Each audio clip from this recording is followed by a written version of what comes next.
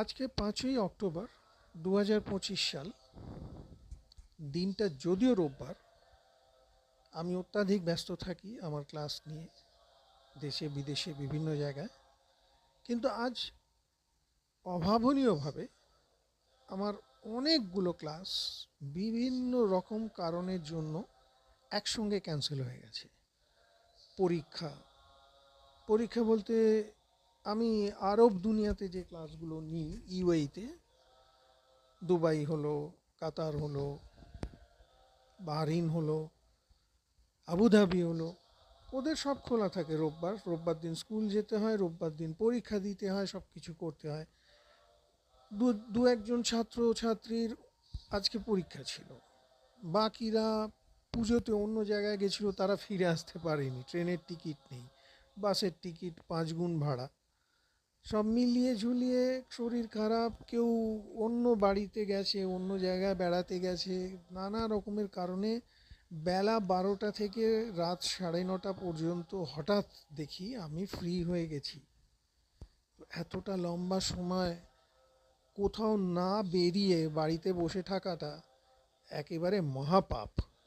বেরিয়ে পড়লাম, বাড়ি থেকে বেরিয়ে মেট্রো ধরে সোজা একদম শিয়ালদা স্টেশন।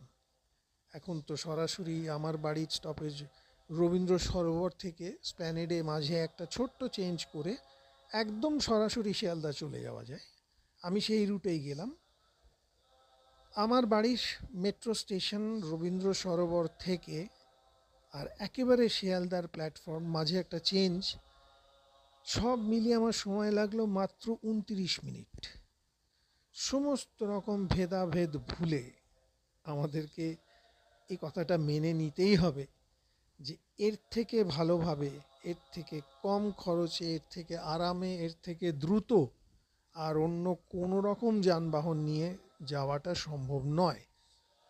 কলকাতা মেট্রোর এই শিয়ালদাকে যুক্ত করে দেওয়া, সেক্টর 5কে যুক্ত করা, এয়ারপোর্টকে যুক্ত করা, এগুলো ভীষণ রকমের একটা সুবিধাজনক জিনিস হয়েছে আমাদের মতো একদম সাধারণ মানুষ যারা, এবং যারা আমরা কথা নেই বার্তা নেই হুট করে বেরিয়ে পড়ি।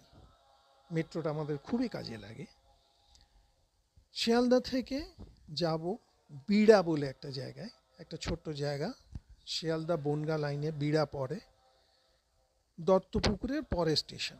কলকাতা থেকে মাত্র 34 কিলোমিটার দূরত্বে অবস্থিত। আর শিয়ালদা থেকে বিড়ার ভাড়া 10 টাকা।